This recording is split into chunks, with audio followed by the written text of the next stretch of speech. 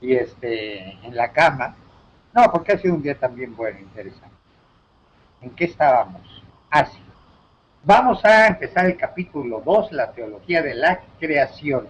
¿Qué es lo que vamos a estudiar ahorita en cuanto a antropología teológica? Cada, ¿cómo le podríamos llamar? Cada detalle del hombre en relación consigo mismo y con Dios y con Cristo. Es como si cada capítulo fuéramos determinando un poco más quién es ese hombre, como si fuéramos dibujando o pintando a un hombre, vamos poniéndole en cada capítulo una particularidad, una característica a ese hombre, hasta terminar con la figura del hombre completo. Siempre vamos a terminar con la figura del hombre completo. Eso es una antropología, pero lo diferente de esta antropología es que esta antropología es la completa, no solo el hombre completo en sí, sino el hombre completo enfrente, o la perlita, enfrente de la trascendencia. Vamos a estudiar entonces, cada capítulo es como una pincelada que le ponemos a esa figura del hombre. Y vamos a principiar por la primera pincelada. La primera pincelada que de este hombre al que vamos a construir en este estudio es que es criatura. ¿Se acuerdan que vamos a tomar? ¿Se acuerdan que había dos métodos, el lógico y el histórico? Vamos a tomar el histórico. O sea, vamos a ir tomando al hombre en, en cómo se fue creando el hombre, cómo se fue perfilando el hombre en una forma histórica. Entonces, lo primero es que es una criatura, que el hombre es creado. Esa es su primera característica. Y vamos a estudiar por eso el capítulo segundo, la teología de la creación, cuestiones fundamentales. Ahora, ya estudiamos la creación en Trinidad, ¿se acuerdan? Yo no les di Trinidad, ¿verdad? No, ustedes no, se me hace que no, ¿verdad? No, pues no saben de la que se perdió, no es cierto, no es cierto. Pero vamos a comparar las nociones trinitarias de creación y la noción antropológica, que aunque platican del mismo evento, lo ven bajo ojos diferentes. Bueno, primero, la criaturabilidad,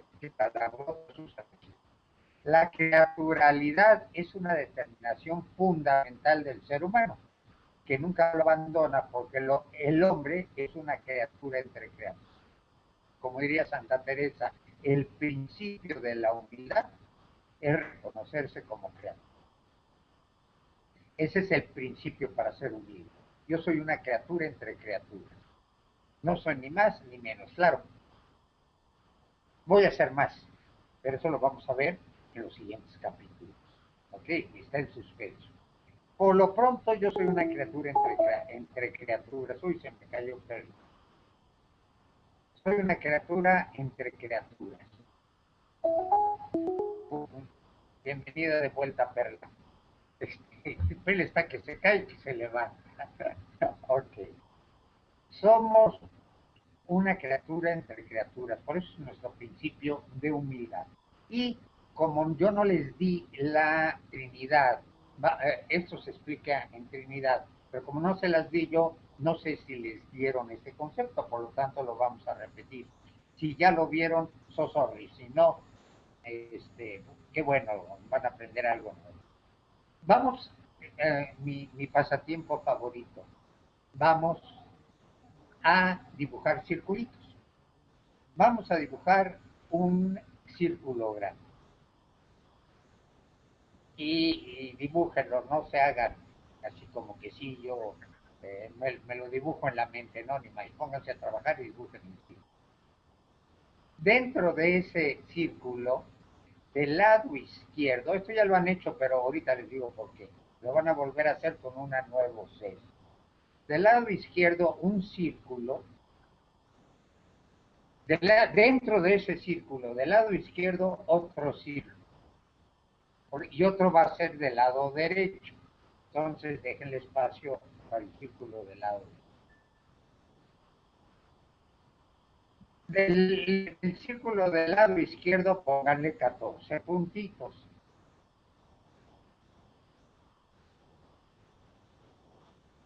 Y luego dibujen el círculo del lado izquierdo y pónganle 13 puntitos.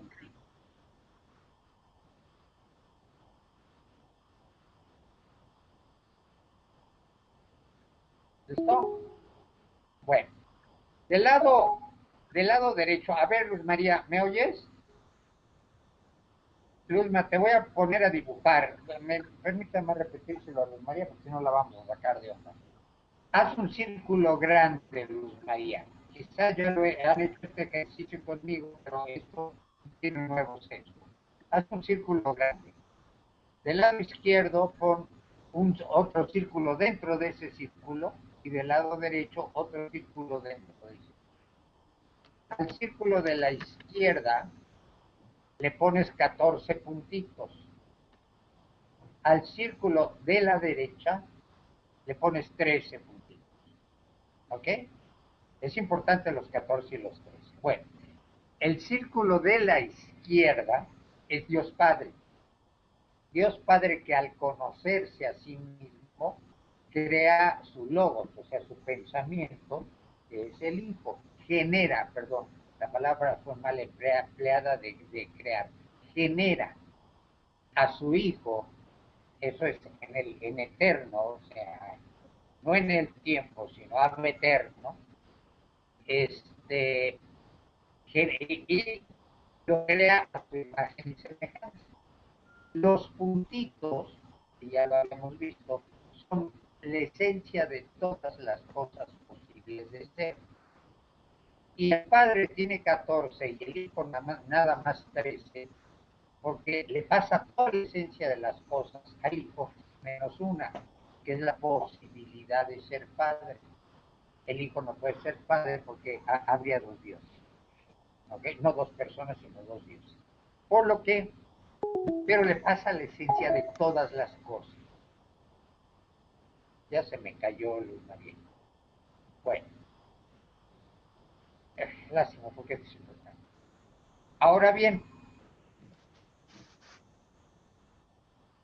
uno de esos puntitos soy yo. O bueno, para no ser envidioso y personalista, vamos a suponer que uno de esos puntitos sea Pedro. Y dice Dios, voy a crear a Pedro. Entonces, como le ha pasado al Hijo la esencia de todas las cosas posibles de ser, vea la esencia de la posibilidad de ser de Perla en el Hijo. Entonces, de uno de los 13 puntitos en el Hijo, saquen una flecha hacia afuera del círculo grande y hagan un circulito chiquito. Acaban ustedes de crear a Perla. El Padre ve a Perla en la esencia del Hijo y dice, fía, que se haga Perla. La elige de entre toda la infinitud de posibilidades de ser. Ahí, por principio, ya hay una elección que se hace por amor, porque todas las infinitud de posibilidades de ser escogió a Perla para ser y dejó la infinitud de posibilidades sin realizar. Porque acuérdense, en Trinidad esto lo vieron, que Dios hace todo lo que es posible, se puede hacer todo lo posible, pero no hace todo lo posible de ser, porque es infinito el número de seres que sería, pero el número de seres que se van a crear es finito, no importa cuántos millones de millones de millones sean, siempre. Y dentro de su esencia, las posibilidades de ser son infinitas, entonces nunca las va a hacer todas, siempre va a elegir alguna para crear. Y eligió a Perla y la ve en la esencia de su hijo y la crea. Si ven ustedes, la creó a través del Hijo. Creó a Perla viendo la esencia de Perla en el Hijo y la crea a través del Hijo. Y así dice el prólogo de San Juan. Toda panta geretai de genomen tu feu. Y todo lo creado lo crea a través de él. Día tu. Todo lo creado entonces. Tengo dos perlas. Sí, tengo dos perlas. Está repetida perla. Bueno, me estás oyendo dos veces. Qué afortunado eres. Es que acabo de crear otra vez a perla, ¿no? Ya volvió a ser creada. Bueno, ya se descrió. Nada más quedó una sola. Bueno, ya me perdí con todas estas cosas. Acaban ustedes de realizar que la creación la creación se crea, perdón, el pleonasmo, a través del Hijo. El Hijo es mediador de la creación. Ahora bien, esa criatura que fue creada a través del Hijo, por mediación del Hijo, en medio del Hijo, eso es como se dice en griego, guía tu fiu en medio del Hijo, o a través del Hijo, ¿a dónde está destinada? Está destinada a la parucía, a la recapitulación en ese mismo Hijo, que luego, cuando el cuerpo místico esté completo, Cristo se lo declarará al Padre. Como dice por ahí, llama Policarpo en el Apocalipsis. Creo que es ahí, pero en fin Pablo también. Entonces, Cristo es mediador en la creación, porque se crea a través del Hijo, y como toda la creación está orientada al Hijo, porque Él la trae en su resurrección y la trae para conformar el cuerpo místico, al final en la parucía va a quedar totalmente conformado el cuerpo místico, es mediador en la recapitulación también, en la recapitulación de toda la creación en el punto medio. Por lo tanto, la función mediadora de Cristo está tanto en la creación como en la recapitulación final. Por eso Cristo es el alfa y el omega, el principio y el fin. Y por eso en la vigilia pascual, el cirio pascual tiene un alfa y un omega, que es el principio, que es la creación a través del Hijo, y el final, que es la recapitulación en el cuerpo místico, en la parucía, en Cristo. Y Cristo es el principio y el fin, el alfa y el omega, como dice el pregón pascual. ¿Está claro? Por eso esa es la mediación de Cristo. No se puede hablar de la creación del mundo, por Dios, fuera del plan de salvación que culmina en Cristo. Creación y salvación están integrados en la persona de Cristo. Hay una continuidad y una analogía entre la creación del mundo y la actuación histórica de Dios a lo largo de los siglos, que es la creación continua. Hay tres creaciones. Esto nada más para hacer los bolas, esto los vamos a ver un poco antes. Hay tres creaciones. La primera, Adán y Eva y todo eso. La segunda, vamos a llamarla así, porque nuestros cuerpos van a ser polvo o cenizas. Por eso cuando resucitemos en la parucía, va a ser con un cuerpo nuevo, va a haber una nueva creación. Segunda creación. Y la tercera creación es la creación continua a lo largo de la historia. ya sea a lo largo de la historia de la salvación o a lo largo de mi historia, como lo quieran ver. Esa creación continua se llama providencia de Dios. Y esas son tres creaciones. Por eso se dice que no se puede hablar de la creación del mundo por Dios fuera del plano de salvación que culmina en Cristo. Y desde la alianza con el pueblo judío se ve a Dios como liberador y a Dios como creador. Y hay una continuidad y una analogía entre la creación del mundo y la actuación histórica de Dios a lo largo de los siglos. Es la creación continua, o sea, la providencia de Dios.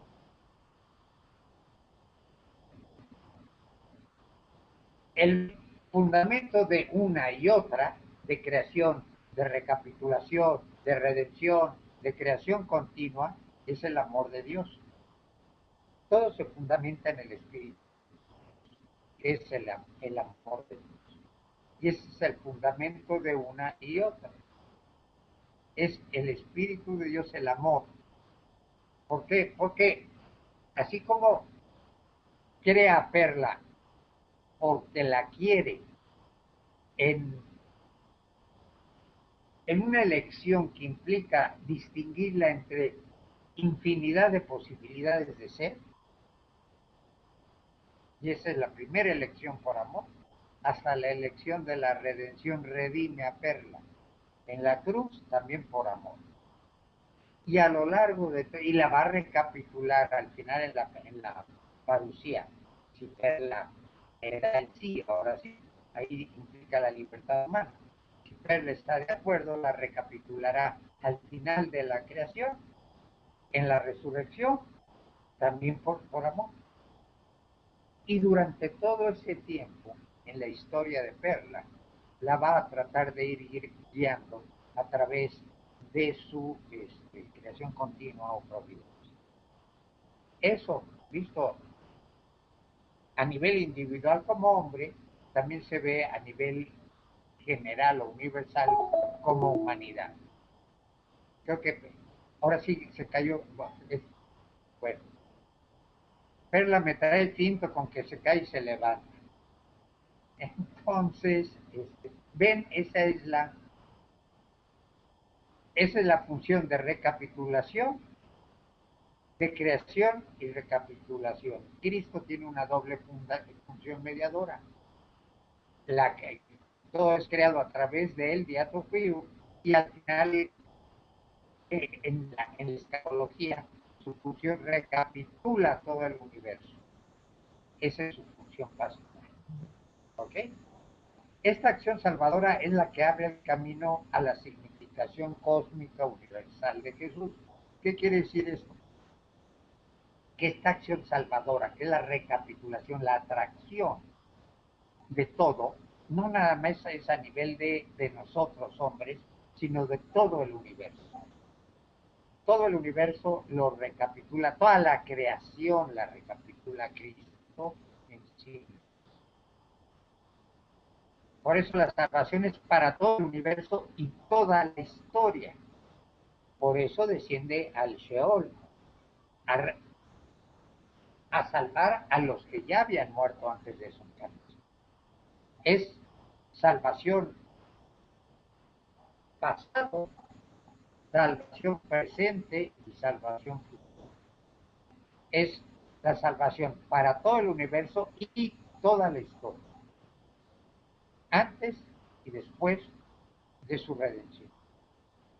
Ahí también la universalidad radica, también ahí se apoya el bautismo de deseo, que Dios, que Cristo quiere que todos se salven, y por eso les da el bautismo, aunque no sean formalmente bautizados.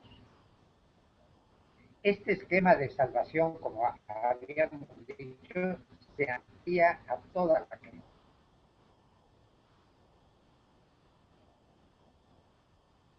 Por lo que, resumiendo, si el mundo ha sido salvado por Cristo y en Cristo, también ha sido creado por Él y en Él. Como decíamos, en cuando lo recapitula la obra de la creación, es en él, en su cuerpo mismo. En eso lo va a recapitular. Y cuando crea, ha sido también en él. Porque si ven, la esencia de las cosas están dentro de él, como figura del Padre. Por eso se salva por Cristo y en Cristo, en su cuerpo místico, y se crea por Cristo y en él, porque es parte de su esencia en que sucede la creación. Por eso, la creación, digamos que es el comienzo de la historia, es el principio de la historia. Y es la historia de salvación que culmina en Cristo. Sí, sí, ¿se acuerdan que vimos en Teología Fundamental? Es decir, las vi con ustedes.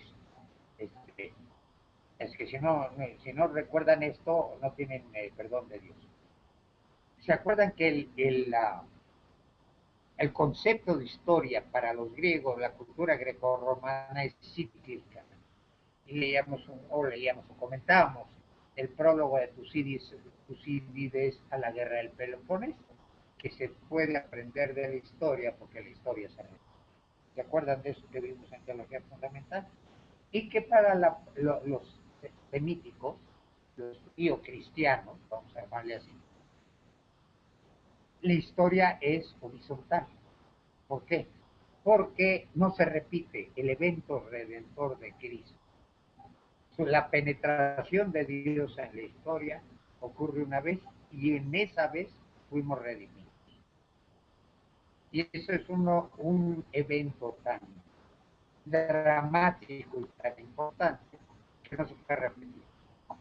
Es el momento en que nosotros nos hacemos hijos de Dios. Si lo aceptamos a Él, claro, siempre toda la bronca está en hacer que aceptar. Por eso, la creación es el comienzo de la historia de salvación que, en línea, tiene que culminar en la recapitulación de Cristo. Es concepto lineal, no cíclico como el de los griegos. La salvación es a través de la historia. Es por la historia que yo estoy salvando. Por la historia, porque el evento de Cristo, la encarnación de Cristo, es un evento histórico. Y si no fuera un evento histórico, mis queridos hermanos, chupamos paros. ¿Verdad? No sucedió, no estamos redimidos. Pero como sí fue, y probamos en teología fundamental y en cristología, que sí fue, entonces estamos redimidos.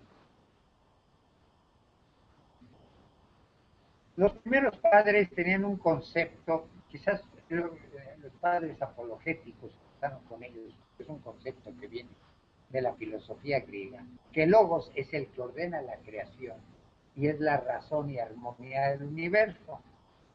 Aunque si ven también en el libro de la sabiduría, el libro de la sabiduría sí pone a la sabiduría como la razón y armonía del universo, la que ordena el mar, el cielo, la tierra. ¿Se acuerdan del libro de la sabiduría?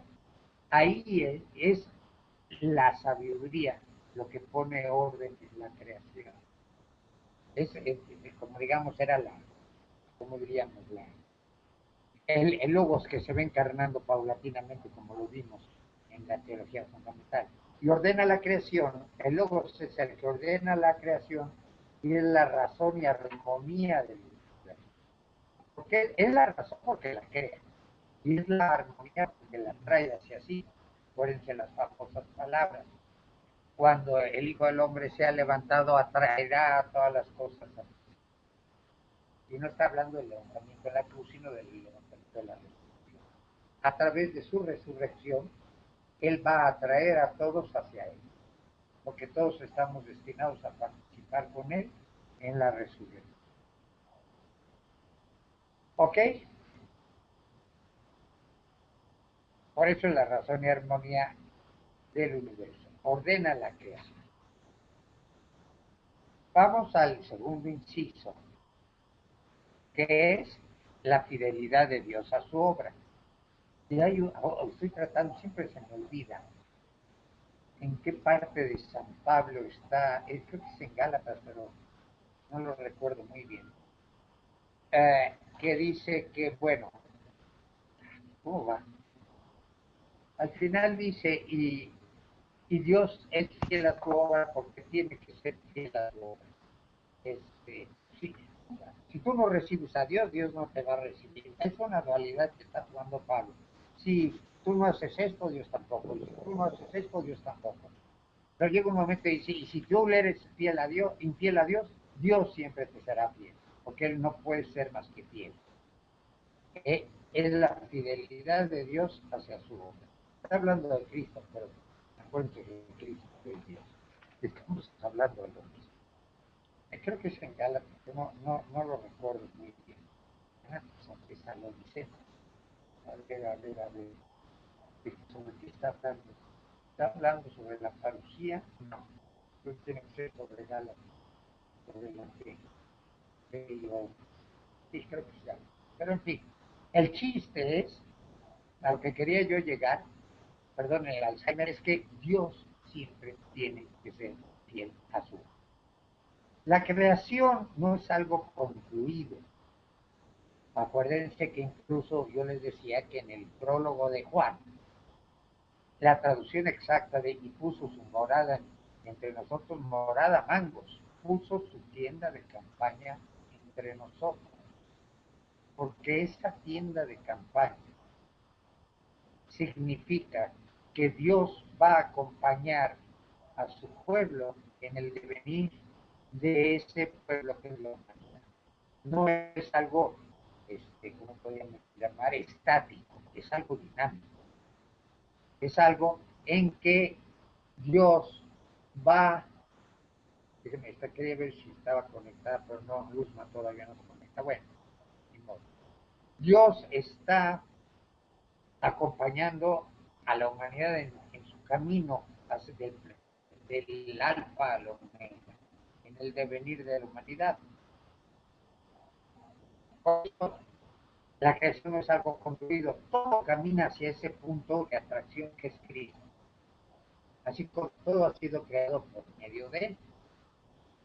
Este devenir hacia el punto omega es el plan de salvación, es el impulso interno recibido por Dios que se desfirola.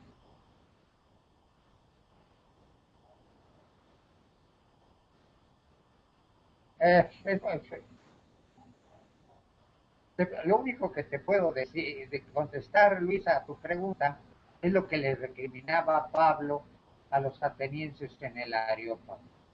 Teniendo toda la huella de Dios y de Cristo en el universo, ¿cómo es posible que no lo conozcan? Por eso su ignorancia es culpable, porque la huella de Cristo está en toda la creación, y si no la reconoces, es un reconocimiento culpable. ¿Cómo se desconoce su obra creadora y recapituladora? No lo sé. Es no querer reconocerlo. Yo lo único que te puedo decir es que el reconocerlo implica una decisión de vida, un plan de vida, una obligación de seguir la cruz, y ahí es donde la puerta es cerrada, como siempre les he dicho. Yo vivo muy contento, tengo todo el gobierno me provee de todo, tengo un seguro social amplísimo, la educación es gratuita, tengo todas mis necesidades satisfechas. ¿Para qué busco la cruz? Mejor, ¿sabes qué? Bajo a Cristo a la cruz y así no me complico la cruz. Bueno, espero que te haya respondido y no te haya hecho más bueno. Que estaba ahí. El impulso interno recibe sobre todo por la fuerza de la resurrección de Cristo. Ese es impulso hacia el plan de salvación. La creación camina hacia la creación nueva, hacia ese punto omega. ¿Correcto? Y en ese caminar, lo vamos a ver en los capítulos siguientes, sobre todo el siguiente, que es la imagen de Dios. En ese caminar, la creación se tiene que ir pareciendo cada vez más a Cristo. Tenemos la imagen de Cristo, los seres, los humanos, los seres espirituales, los hombres, pues, porque los ángeles no. Tenemos la imagen de Cristo. Ahora bien, el tener la imagen no implica que esa imagen tenga semejanza. Esta imagen la tenemos que ir haciendo cada vez más semejante a Cristo. Y ese es el impulso también que se le da a nivel de creación. Esa atracción que crea la resurrección es para ir haciendo a la creación más semejante a Cristo. Porque esa creación tiene la huella de Cristo. Nosotros tenemos la imagen y el resto de la creación tiene la huella de Cristo. ¿Cómo se dice? Tiene lo que llama, ya no me acuerdo quién de los santos padres usa esta frase, no es mi compadre Irineo, es Atenago el que la usa, que tiene el spermata co logo. O sea, el espermata, pues, como se oye, es el esperma, es ¿cómo se llama? ¿Cómo lo traducen? Vamos, ¿cómo lo traducen? ¿Cómo lo traducen? Es la huella también, pero hay otra forma más. Pero bueno, en resumidas cuentas, traduciéndolo muy literalmente, es el esperma de Cristo, o sea, A ver, ayúdeme, madre, usted ha leído debe de haber leído esta parte. Y es Atenágoras que lo dice, pero ¿cómo lo traduce? Lo traducen con una frase más elegante que esperan. Tiene la vida, vamos a llamarle, la vida de Cristo, ¿no? La semilla, es la semilla. La creación tiene la semilla de Cristo. Y por tener la semilla de Cristo, tiene que ir yendo hacia Cristo. Y tiene que ir, como diríamos, la resurrección, por la creación, tener la semilla de Cristo, la va jalando. Y en los hombres, no es no solo la semilla, tiene la imagen. Y eso es lo que atrae en su resurrección.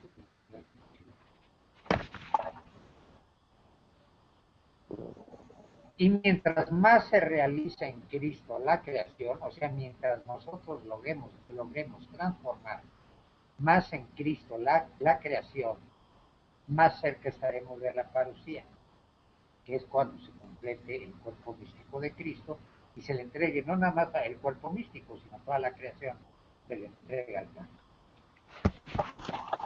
Bueno, Perlita, tienes que cerrar tu micrófono y si no lo cierras, tienes 2 puntos menos en el examen.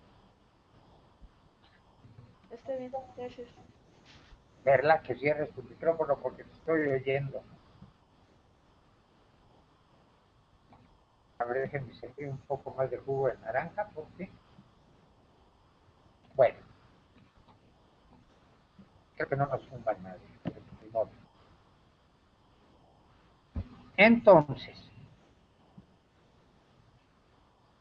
entre la creación, decíamos, entre la creación inicial y la creación nueva, decíamos que se sitúa la creación continua, que es la providencia divina, que es la conservación de todas las cosas y el cuidado que tiene el Espíritu Santo para llevar todas las cosas a su fin, que es la providencia divina también. Por lo tanto, la fidelidad de Dios se manifiesta en el amor en que manda a su Hijo a redimirnos. Se manifiesta por la conservación, por llevar las cosas a su fin y por el amor de enviar a su Hijo al mundo. Este es el compromiso de Dios con su hombre. la conserva, la lleva a su fin y la redime a través de la vida de su hijo. Y en eso, pues qué mayor fidelidad.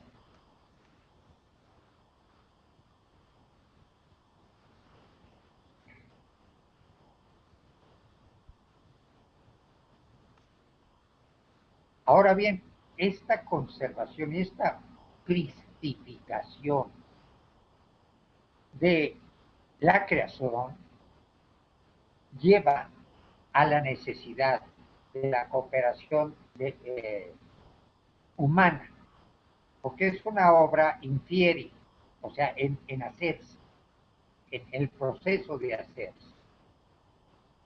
No está terminada la creación, estará terminada cuando se le presente al Padre, cuando el cuerpo de Cristo esté, el místico de Cristo esté completo y toda la creación la hayamos purificado de tal forma que se la presente al Padre.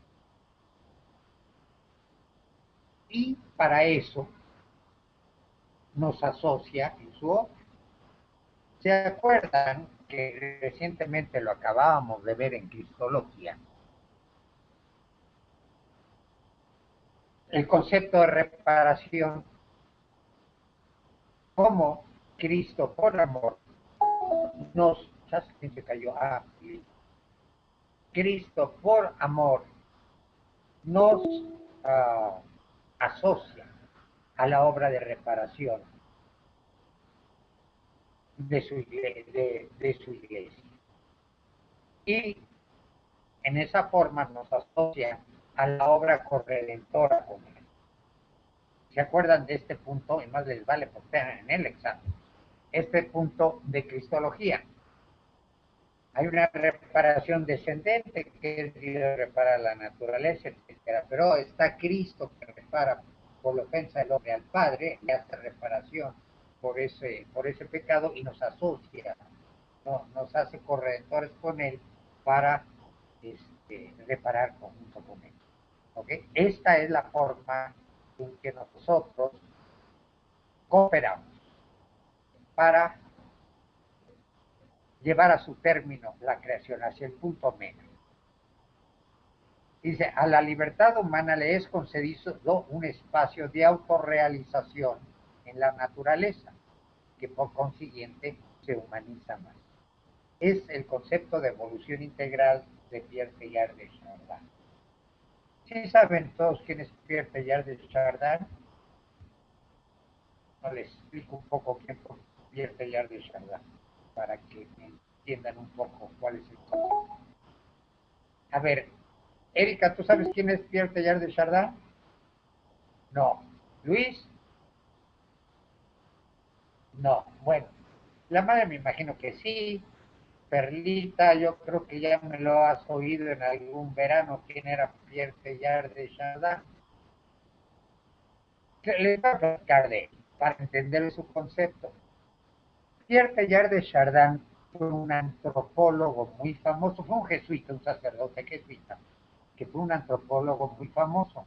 Él fue el que descubrió al hombre de Pekín, uno de los homínidos. Acuérdense que hay tres, cuatro. Ahora déjenme contarlos. El hombre de Cromañón, el hombre, el Pithecanthropus y el hombre de Pekín. Creo que son tres. Uno en Europa, uno en África y otro en China. Muy bien. Sí, son tres. Él descubrió el de China, el hombre de Pekín. Pero a la vez era un muy buen filósofo y un muy buen teólogo. O sea, era un hombre, como diríamos nosotros, muy completo, renacentista se le llama, un espíritu renacentista que sabía de todo. Y él obviamente era evolucionista, pues como buen antropólogo tenía que ser evolucionista. Y él decía que la evolución no es solo de la materia, es la evolución integral. Él lanza el concepto de la evolución integral, espíritu y materia. Él tiene un libro muy famoso que es El Medio Divino. Luego tiene otro, no es muy grande, chiquito, pero tiene otros que son, ya Perl está dos veces, bueno, tiene otros que son la visión del pasado, la visión del futuro, todos estos son, hay mezclas, sobre todo en la visión del pasado es muy antropológico, no se lo recomiendo. En el medio divino es muy teológico, espiritual, y ahí suelta ¿cómo se llama? Teoría de la evolución integral, que la evolución no es solo materia, sino es espíritu y materia. ¿Okay? Es la evolución integral, espíritu y materia. Y nosotros vamos evolucionando hacia ese punto mega que es la redención, la Lucía. Y así como nosotros vamos evolucionando espíritu, también va evolucionando la creación, materia, hasta llegar al punto mega, que es la cristificación. Esa es la teoría de Pierre Teilhard de Chardin. Él era muy amigo de otro teólogo muy famoso jesuita que se llama Henri de Lubac. Curiosamente, los dos fueron condenados por Pío XII, fueron puestos en el índice los dos al mismo tiempo, luego fueron rehabilitados por Juan XXIII y bueno, el concilio ya había muerto ya de Chardin, pero este parte Montini, Jean-Baptista Montini, Giovanni Battista Montini se lleva de asesor a Delibac al concilio. Y luego, cuando lo hacen a Pablo VI, lo nombra asesor del concilio. Y entonces, Juan XXIII restablece a los dos, es decir, dicen, no es, sus escritos no están mal, o sea, su teología y su filosofía está bien. Sí había un concepto en que Teilhard de Chardin patinaba, y era en el concepto de pecado original. Ahí sí le patinaba un poco a Teilhard de Chardin. Luego, cuando veamos pecado original, recuérdenme y les digo cuál era el concepto pero sí estaba, ¿cómo les diré? Mal. Y él lo reconoce. Como buenos jesuitas antiguos, siempre obedecieron.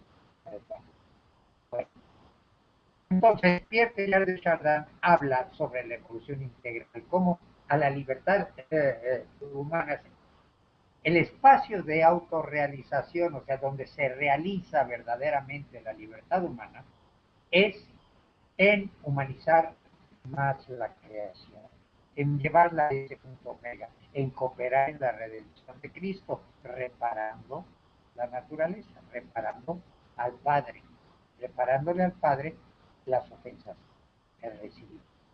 Y esta es la realización, el espacio de autorrealización de la libertad humana, en donde humaniza más la naturaleza hasta que lleguemos al punto omega, en donde todo lo que bueno nos lo vamos a llevar a la Nueva Jerusalén. Por eso, dice la Gaudium et Spes número 34 y 30.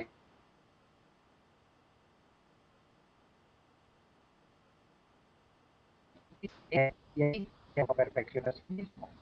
Y para demostrarlo, vamos haciendo dibujitos.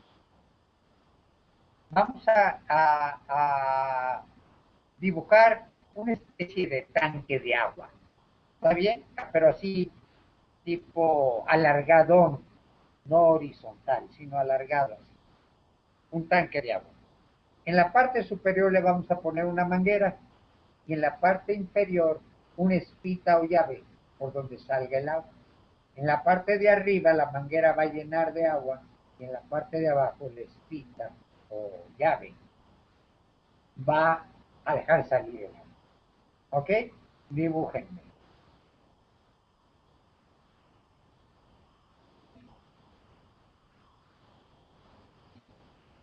Ándale, Perlita, dibuja, no te hagas. Estoy viendo. Dibuja el tanque de agua.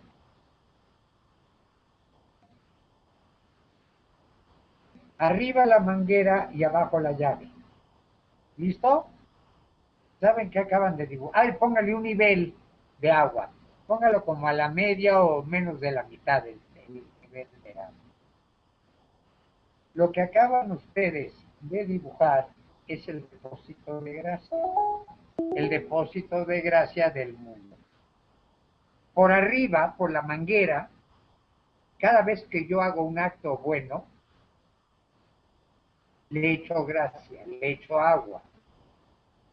Cuando estoy en gracia de Dios y hago un acto de fe, de esperanza, de caridad, o recibo un sacramento, le echo, y todos le echamos, porque es el depósito ese depósito de gracia es de todo el mundo. Cuando yo, la madre, Perla, Luz María, que ya no está con nosotros, Luis o Erika, hace un acto bueno, recibe un sacramento, le echa agua a ese depósito. Y cuando cometemos un pecado, o una falta o algo así, abrimos la llave de abajo, le sacamos agua a ese depósito, o sea, le sacamos gracia. Y el nivel de ese depósito, mientras más lleno está, mejor está el mundo. Mientras más baja el nivel de agua, peor está el mundo. Por eso se llama la comunión de los santos. Lo recitan en el credo. ¿Ok? El nivel de gracia del mundo hace que el mundo sea mejor. Y cuando logremos llenar ese nivel a su grado sumo, entonces vendrá la parucía. Ya estará completo el cuerpo místico de Cristo y se lo podremos entregar al Padre. Pero mientras esté tan bajo como está tan bajo ahorita, vean cómo está el mundo, vean a su alrededor, vean los narcos, vean los secuestros, vean, bueno, caminen por el periférico, vean cuántas mujeres desnudas ven ahí en los, ¿cómo se llama estos? Anuncios grandes, los que se llaman los, bueno, es grandototes. Hay veces que se estrella uno, porque ay,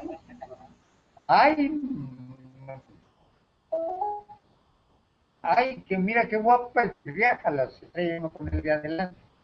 Entonces, todo eso, erotismo, secuestro, narcotráfico, todo eso, nos da una idea que el nivel de gracia del depósito de gracia, el nivel de agua, vamos, está bajo. Hay que llenarlo. Y eso se llama la comunión de los santos. Todos le echamos o todos le quitamos.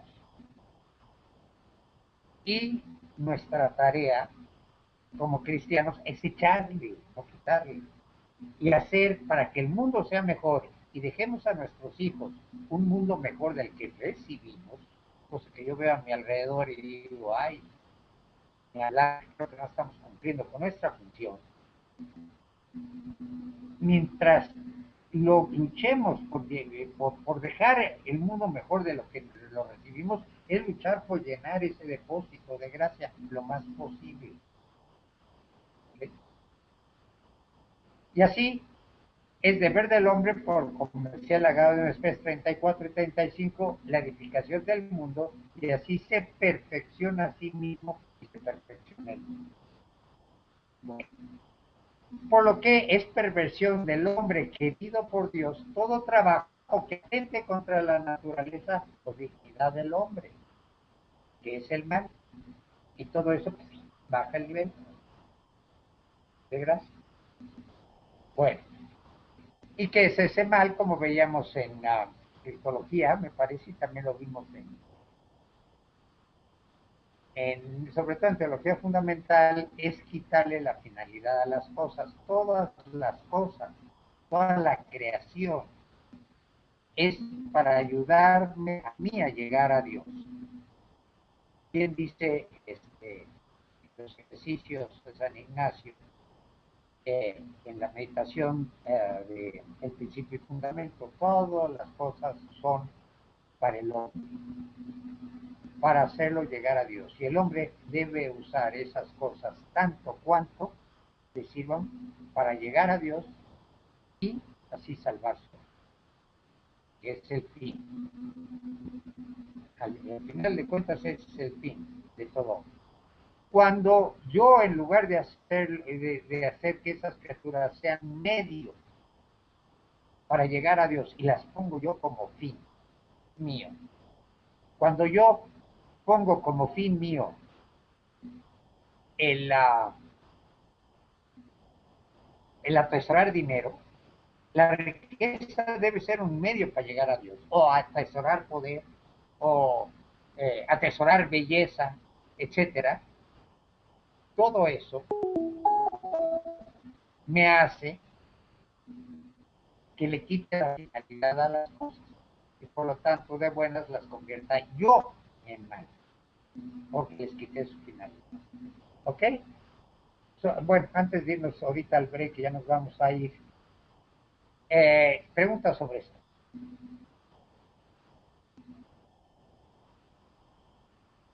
¿Pregunta?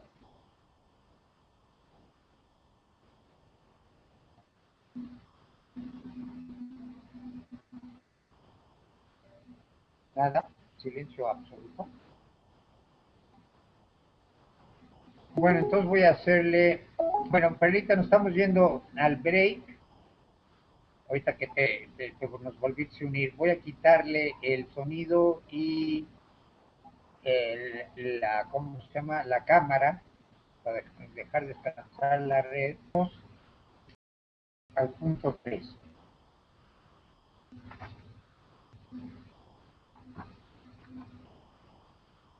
Dios ha creado al mundo libremente y para su gloria, se titula.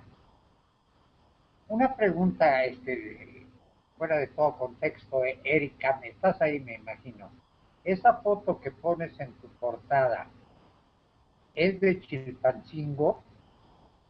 Te digo por qué es la pregunta, porque así viéndola así muy chiquita y a distancia, parece la fotografía de Istambul con cúpula dorada de la iglesia de Santa Sofía o la mezquita, allá no me acuerdo cómo se llama, la mezquita de Santa Sofía, no es la mezquita azul, sino es la otra, la gran mezquita o algo así. Es fotografía de Chilpancingo, ¿eh? Me iba a contestar, pero como que no me contestó.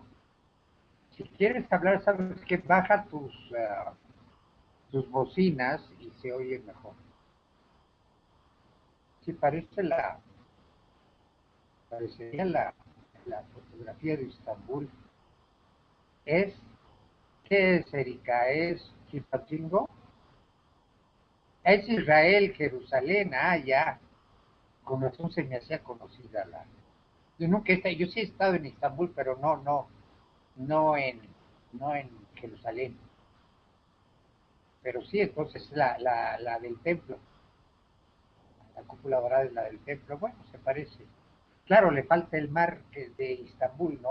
Era lo que me hacía dudar, porque le faltaba el mar. La mezquita de Omán, sí, la mezquita de Omán, tienes razón. Bueno, dicho esto y este pequeño breviario cultural, vamos a seguir. Dios ha creado al mundo libremente y para su gloria. Esto lo vamos a interpretar porque pues, eso de que crear el mundo para gloria de Dios y tiene toda la gloria de Dios, está medio, pero en fin, eso lo vamos a aclarar. El hombre es creador y responsable en libertad de la marcha del mundo. Esto es ¿cómo podríamos decir? Por encargo de Dios. No es negación o limitación de la creatividad divina, es participación de la creatividad divina. Así como Dios nos participa de su libertad, así nos participa de su función creadora. Él, el hombre, recibe de la creatividad de Dios su sentido, de su propia creatividad. Así el hombre puede crear una obra de arte, puede crear un edificio. Claro que si nos ponemos estrictamente a decir, no está realmente creando nada, está transformando la materia. pero se puede decir que es una especie de creación porque le pone su sentido. Una obra de arte, por ejemplo, es sí transformación de la materia, pero se crea algo espiritual, que es una obra de arte, etcétera. Y eso es participación de la creatividad de Dios. Por ejemplo, Adán pone nombre a todas las criaturas. En ese sentido nos está enseñando el Génesis que, este, que le da el poder sobre toda la creación y le participa de su creatividad. ¿Ok? Por lo tanto, el hombre es no co-creador, es mucho decir, pero sí participa de la creatividad de Dios a través de que Dios le dona, pues, la facultad de crear. Y es la más grande manifestación de Dios que lo asocia tanto en la obra de creación como en la obra de redención. Y todos los avances que vemos en el mundo para bien son asociación de la obra creadora de Dios y es camino hacia esa parucía. Digo en el bien, porque el inventar un tanque más poderoso, o la bomba atómica, o ese tipo de creación, no es para bien, y eso no nos acerca más a la parucía, sino que nos aleja de ella, ¿no?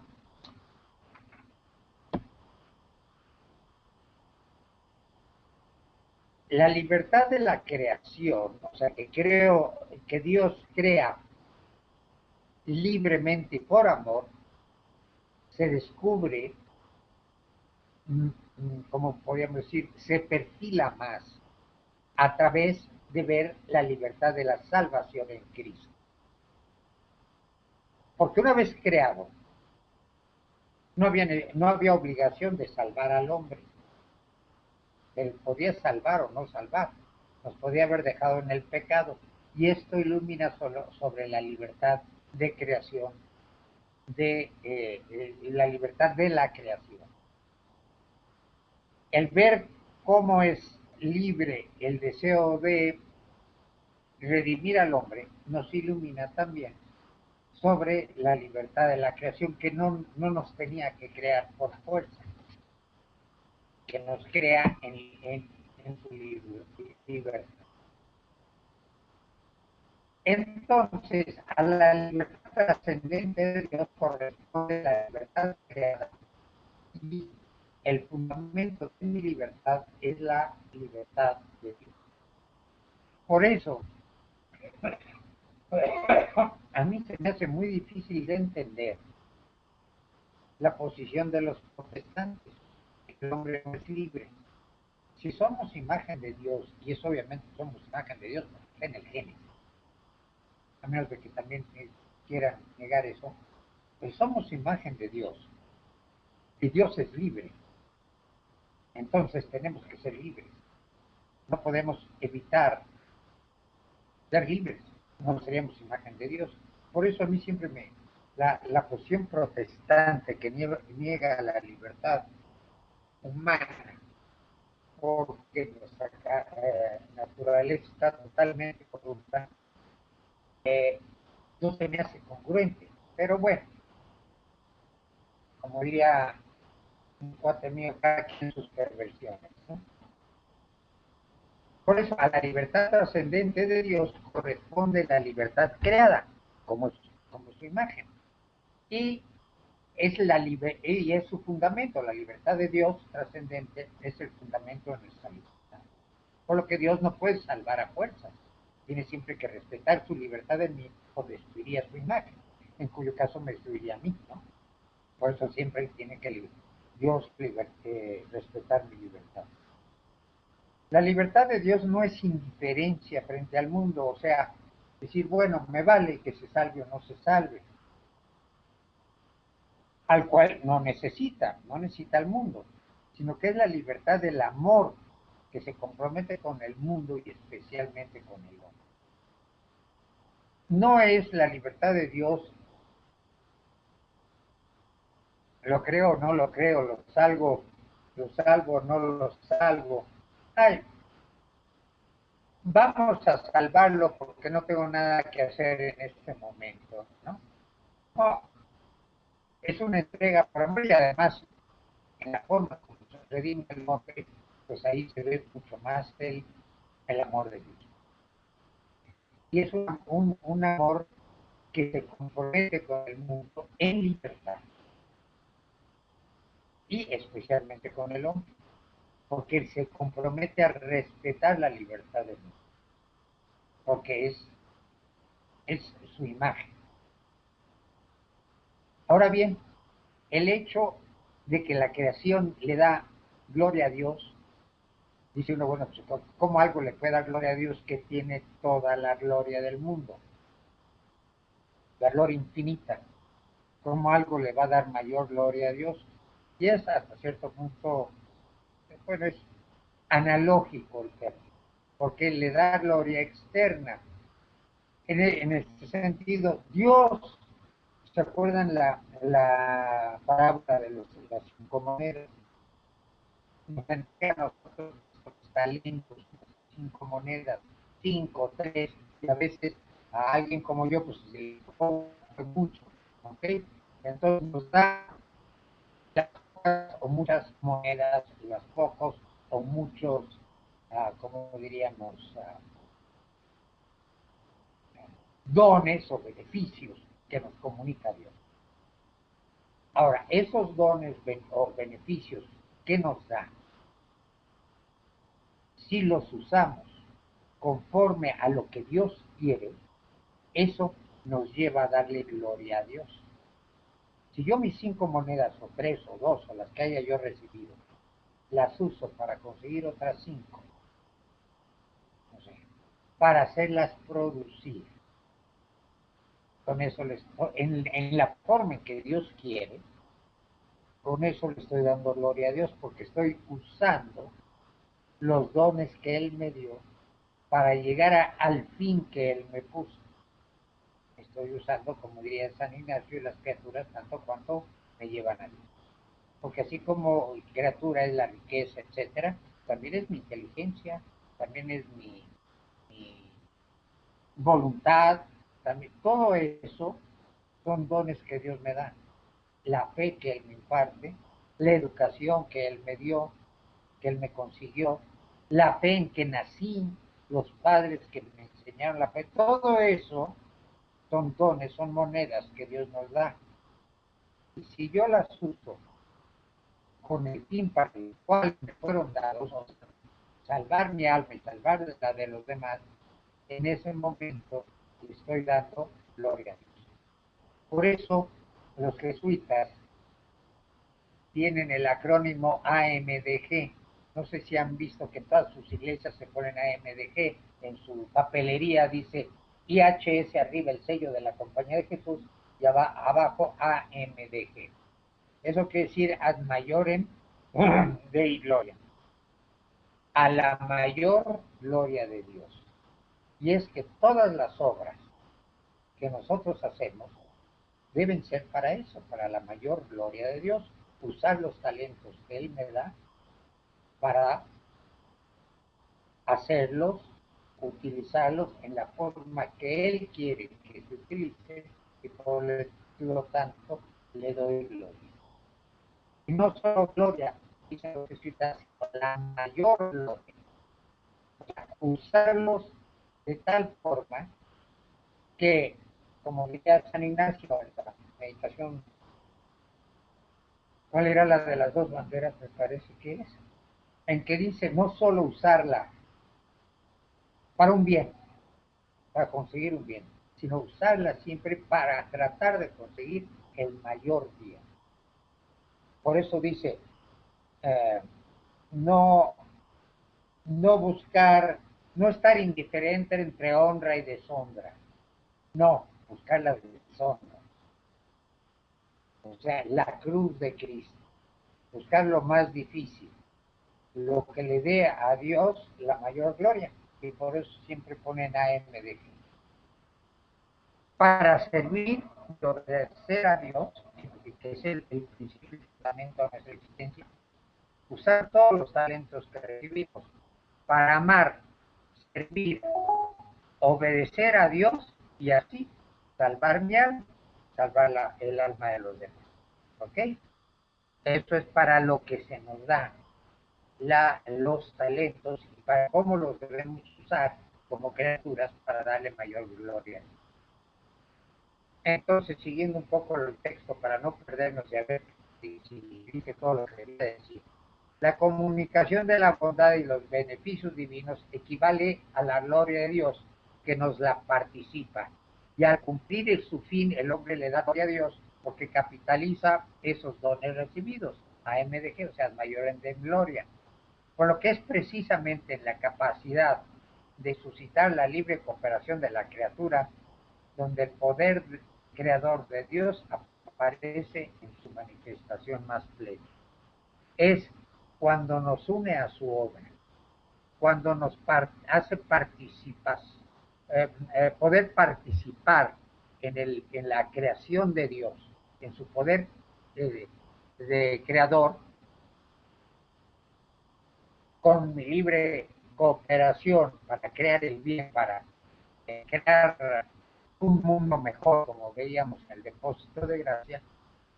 En ese momento aparece Dios en su manifestación más. Ahora bien, vamos a ver, por ejemplo, el lado opuesto de la medalla, del lado de Dios. Este es el del lado del hombre, como parte de la creación que al recibir los dones de Dios los utiliza para llegar a Dios. Y en esa forma le da gloria. Ahora vamos a verlo de parte de Dios. Dice, es en la kenosis de Jesús, en la encarnación, donde se manifiesta en su creación y a la vez se oculta detrás de ella, porque se hace parte de esa creación. De creador se convierte en criatura. Por lo que el amor creador de Dios está fundado en el amor humilde que es capaz de anonadarse y convertirse en criatura. La manifestación más pura del amor de Dios está en la humildad de Dios. ¿Cómo Dios, de ser el Todopoderoso, el Omnisapiente, el eternamente feliz, etcétera, se vacía de todo eso y se hace criatura? De ahí, en esa manifestación de una humildad infinita, ahí es donde se transparenta mejor y más plenamente el amor de Dios. En esa humildad de anonadarse y convertirse en criatura. Y luego atravesar por la pasión, etc.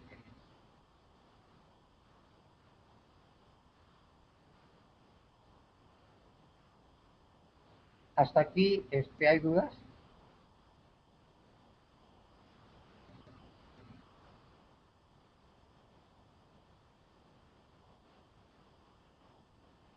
Ok. Bueno,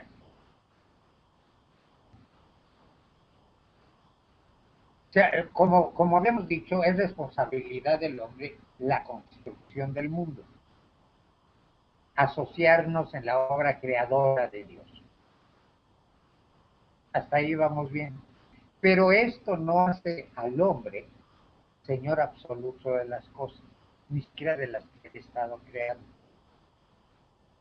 Y eso, para eso, los remito a la encíclica de Pablo VI, que se llama, uy, ahorita la tenía en la punta de la lengua y se me fue,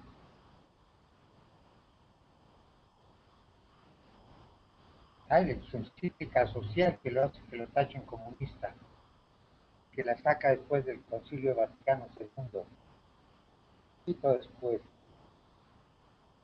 Populorum Progressio. Ok, esa es la Populorum Progressio, donde lo explica perfectamente Pablo VI. Dice, la propiedad privada no conlleva un señorío absoluto sobre las cosas. Tú puedes tener cosas en propiedad y disfrutarlas y usarlas, siempre y cuando tengas en cuenta que no son tuyas, solo te son dadas en administración para el bien de los demás. Y ahí los lanzaron todos, eres un comunista, y por eso lo han canonizado, porque todos los católicos de Milán, que son los grandes industriales de los automóviles, Ferrari y todos esos, se han puesto en contra de su canonización, precisamente por eso. Pero es real, lo que dice es real. La construcción del mundo no conlleva a un señorío absoluto sobre las cosas. Ni la propiedad privada es de un señorío absoluto. Estás ahí para administrar para el bien, para participárselo a los demás. Pero no eres más que un administrador de las cosas. El único dueño absoluto de las cosas es Dios. Y te las da a ti en administración. Y por eso y el mal entendimiento de eso trae los problemas ecológicos y de opresión social que vemos en este mundo. El hecho de la opresión económica y política del hombre es precisamente porque el hombre se siente dueño absoluto de las cosas y las acapara riquezas y acapara poder. Y luego se siente absoluto dueño de la naturaleza y la hace chirrín. Y eso naturalmente no nos lleva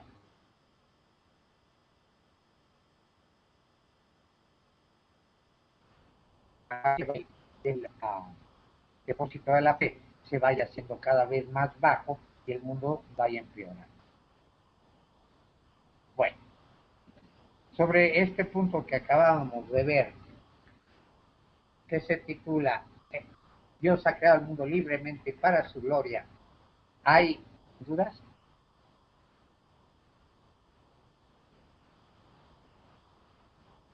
¿No? Ok, seguimos.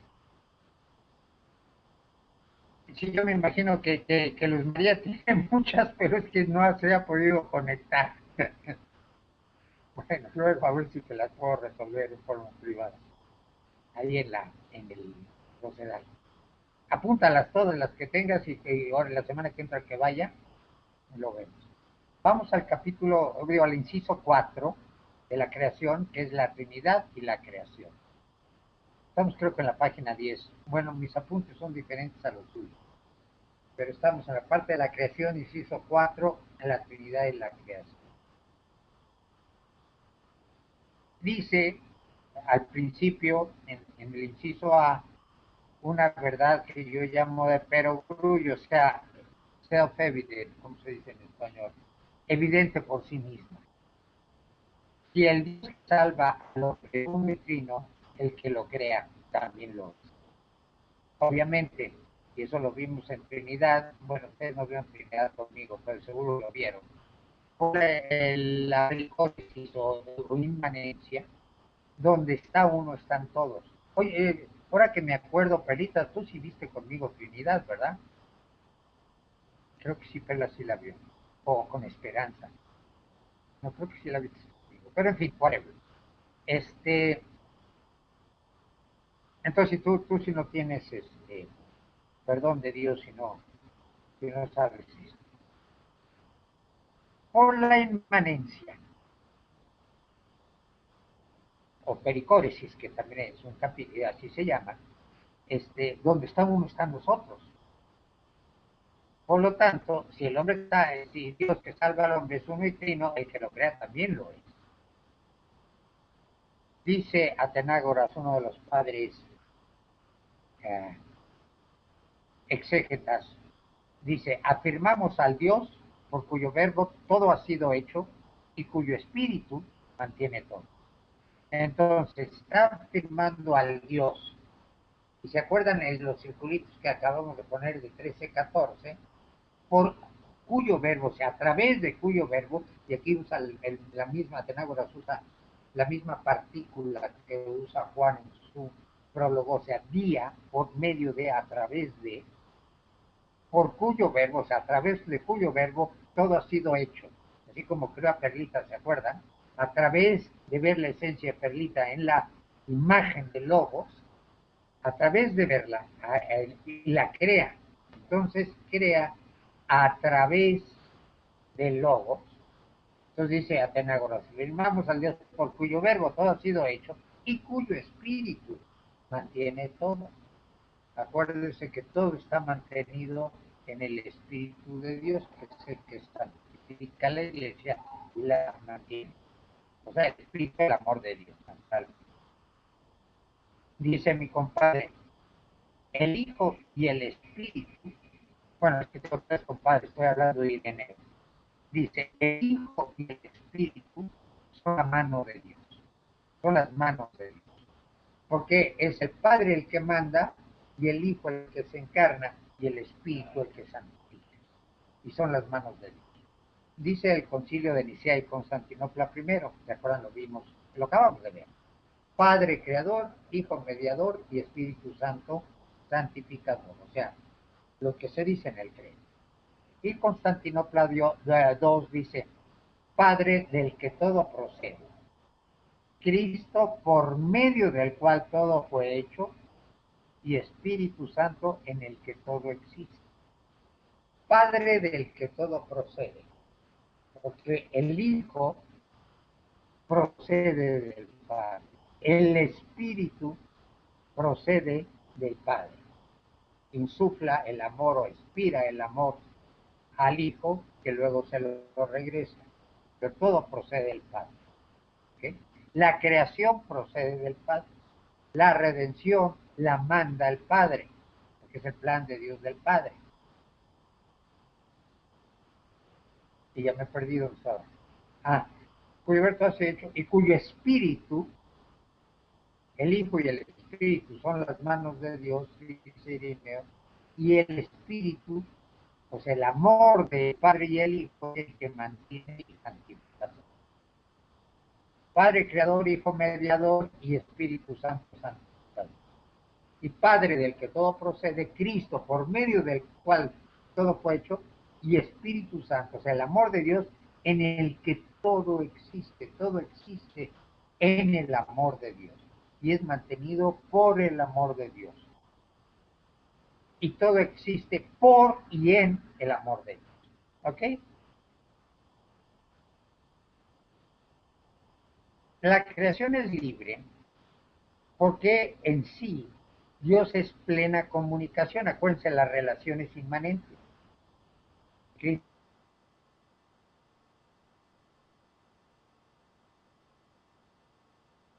Padre general, Hijo, y en esa relación inmanente en que se tienen las tres personas, es plena comunicación.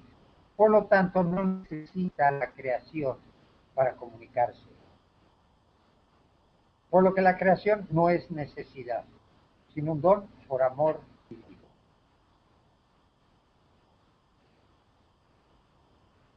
Hombre, y entonces vamos a, ¿se acuerdan que les dije que en cada capítulo vamos a dar una pincelada a esa pintura del hombre que estamos haciendo? Vamos a resumir la primera pincelada o la primera característica de ese hombre que estamos conformando en este estudio. Dice hombre es criatura libre, amada por Dios y que coopera libremente en la transformación del mundo, que prosigue con la creación del mundo. Hombre, criatura, creado por Dios, así como veíamos, y a través de Cristo, amado por Dios, que es muy importante. Desde la creación es elegido. Así, el Padre elige a Perla en la esencia del Hijo sobre todas las cosas posibles de ser. Todas las esencias infinitas de posibilidades de elige, la elige. Para que sea. Y esa elección tiene que ser necesariamente por amor, sobre todas las demás, una predilección para la creación. Por eso es amada por Dios. Y que coopera libremente en la transformación del mundo. Coopera en la creación del mundo. ¿Ok? Hasta aquí está clara la primera pincelada. Esa es la primera característica de lo que vamos a ver desde el punto de vista de creación. Y ahora vamos a tener la definición antropológica de creación. ¿Se acuerdan o tuvieron la inmensa dicha de estudiar Trinidad conmigo, que definimos, sumarizamos la definición de creación, y la voy a decir porque la mayoría, no, si no es que todos, no recuerdo lo que dices. Mira, yo sumarizo la definición que viene a lo largo de todo el capítulo en una sola definición, que es la siguiente, desde el punto de vista trinitario. Primero la vamos a ver desde el punto de vista trinitario y de teología trinitaria, y luego de antropológica. De un lado vamos a tomar el acto de crear como de parte de Dios, y del otro lado lo vamos a ver con los ojos del hombre. ¿Ok? Una vez lo vamos a ver de arriba hacia abajo, y de la otra forma lo vamos a ver de abajo hacia arriba. Bueno, definición trinitaria de creación es dar el ser al otro sin mutación, de la nada y libremente por amor. Le da su esencia o modo de ser y su finalidad, que es Dios mismo, libre y conscientemente en la criatura espiritual. Vamos a analizar desde el punto de vista trinitario la definición de creación. Es dar el ser al otro,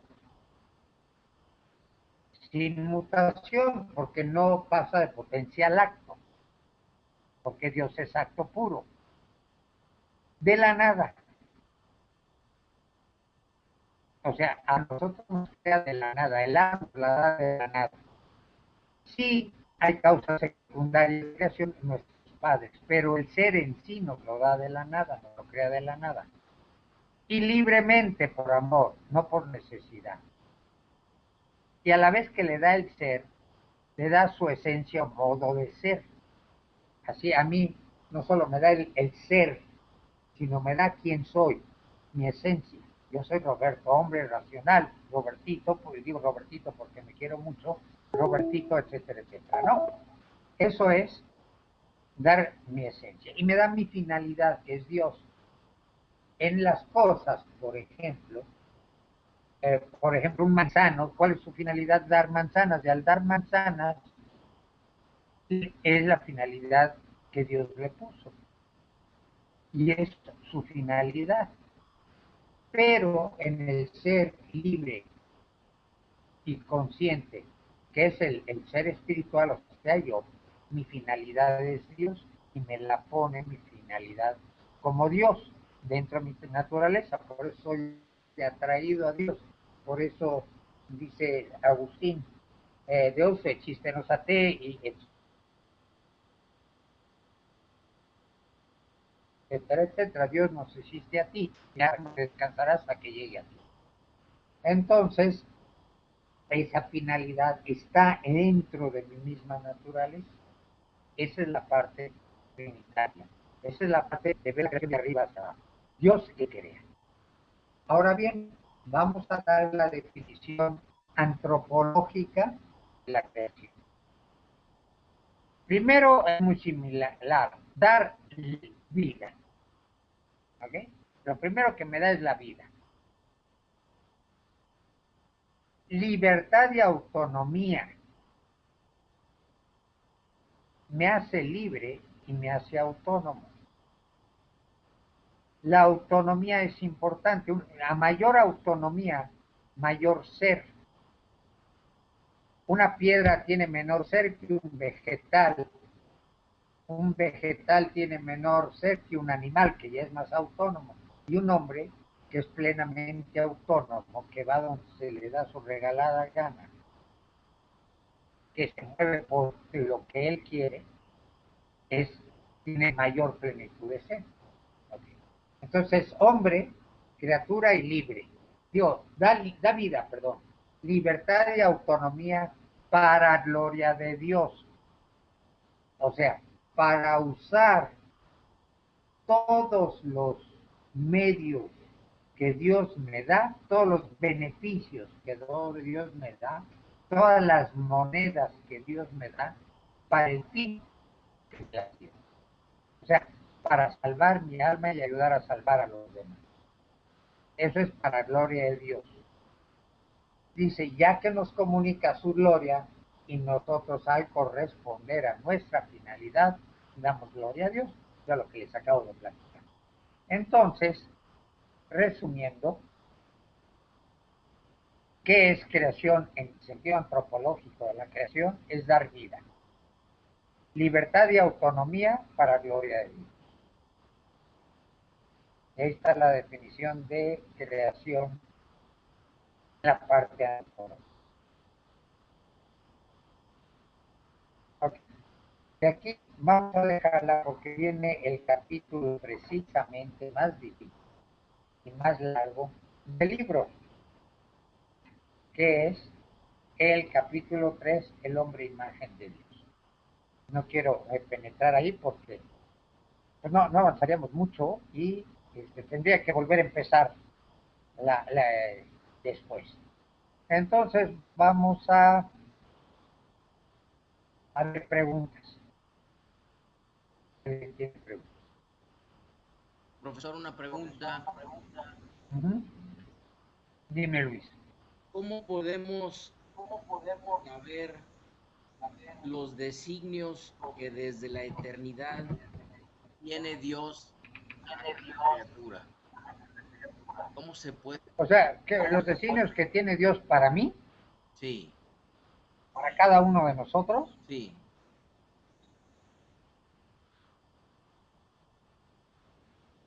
hay una meditación de los ejercicios de San Ignacio que se llama discernimiento de espíritu. ¿Cómo te lo podría explicar? Estar abierto constantemente a lo que Dios nos está pidiendo. Te voy a dar un ejemplo mío. Yo cuando me salí de la compañía, que fue al terminar la teología, poquito antes de ordenarme, estaba destinado para ir a Alemania a estudiar el doctorado de teología.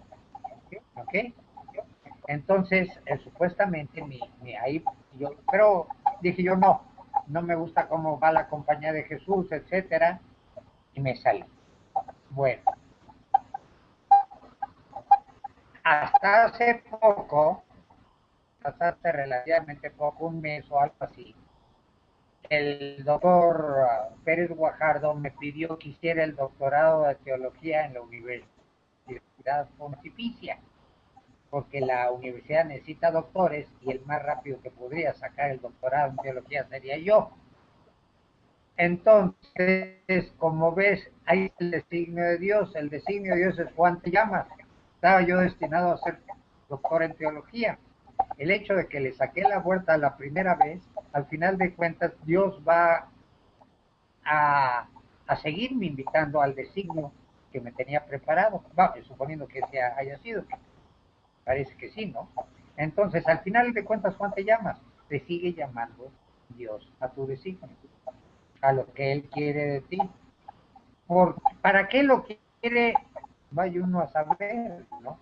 A la buena siempre quiso de que fuera para esto, para el instituto, ¿no? O para que enseñara yo teología, o Goyo, no. Pero el chiste es permanecer siempre abierto a tratar de discernir lo que Dios quiere de nosotros. Y al final de cuentas se va a hacer relativamente fuerte. A veces, por ejemplo, no sé, hay veces, pues un amigo mío me decía, es que no sé para qué me está llamando Dios. Y le dice, a la buena es para acompañarte a ti a la penitenciaría, o a la buena no, le dije, pero hay una forma muy fácil de averiguarlo.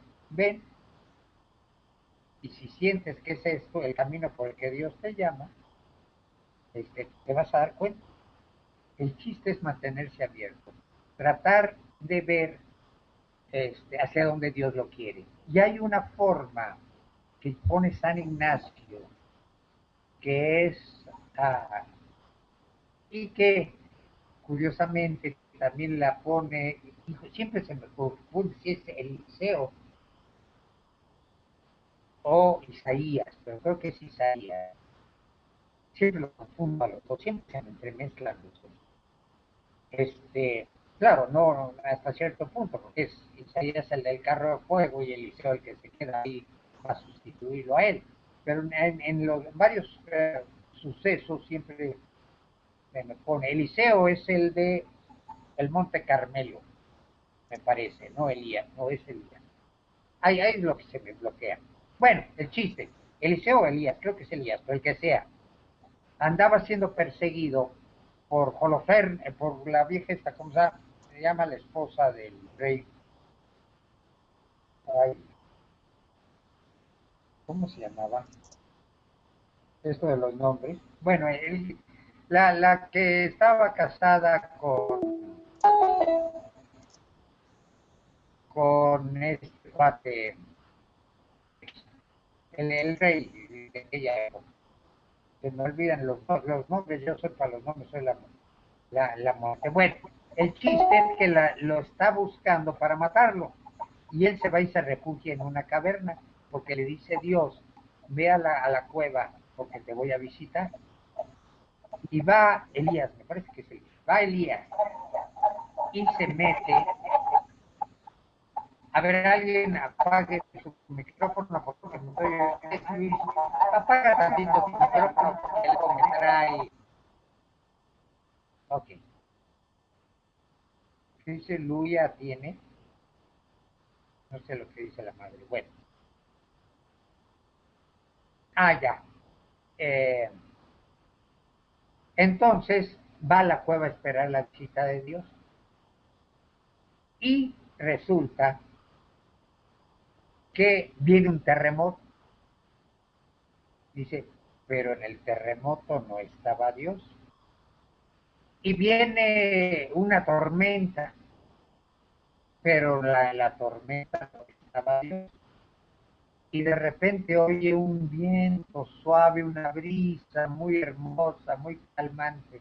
Y va corriendo y se tapa la cara, porque ahí sí estaba Dios. Y dice San Ignacio, más o menos en el mismo tenor, dice, cuando estás buscando lo que Dios quiere de ti, es aquello donde sientes paz y tranquilidad. Puede ser muy bueno y sientes así muchas ganas y mucha ansia de hacerlo. Ahí no está Dios. O es muy malo y claro, te angustia, ahí obviamente no está Dios. Dios está en la parte de la tranquilidad, de la brisa, de la paz espiritual. Ahí está. Y entonces, para encontrar el designio es donde está la paz y tranquilidad.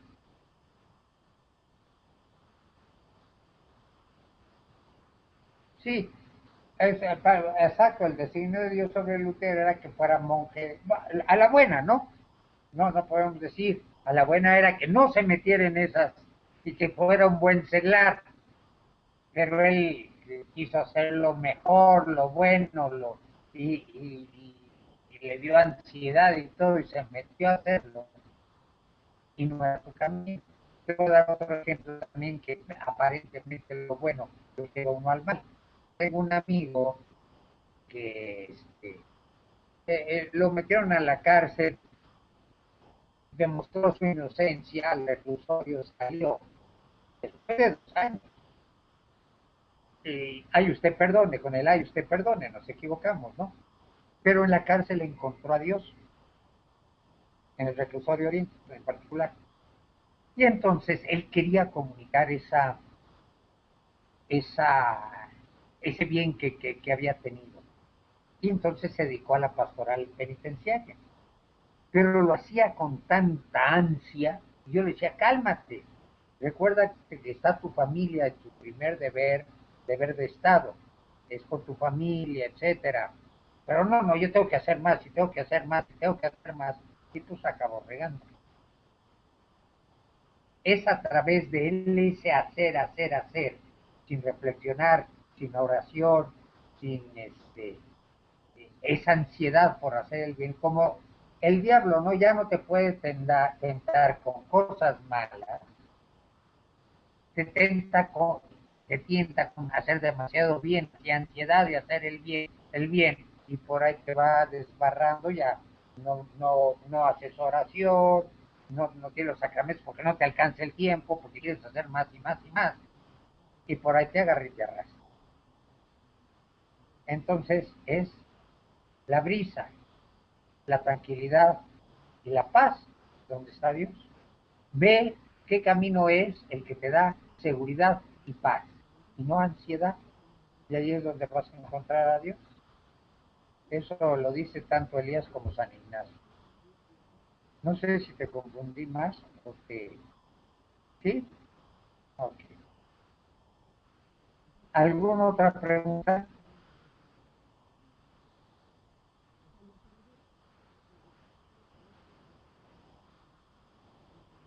¿No? ¿Nadie más? Bueno, entonces necesito quedarme tantito con la madre porque tengo un problema con mi computadora. A todos los demás que pasen un buen, excelente fin de semana, que Dios los bendiga, los lleve de su mano y nos vemos ya el próximo viernes aquí, Dios mediante. Mismo canal, misma hora, mismo patrocinador que es el Espíritu Santo y aquí nos vemos. Chao. Y ahora si me cortan toda la comunicación y me dejan con la hermana Isabel, se los voy a agradecer. Gracias, profesor.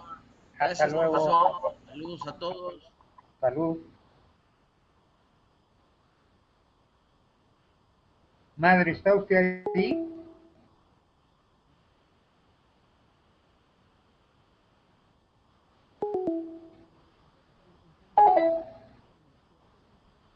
Hermana, ¿sí me oye? Ok, tengo un pequeño problema. Resulta que no sé por qué me cayó en el ABG, sí, le doy un segundo, sí, claro.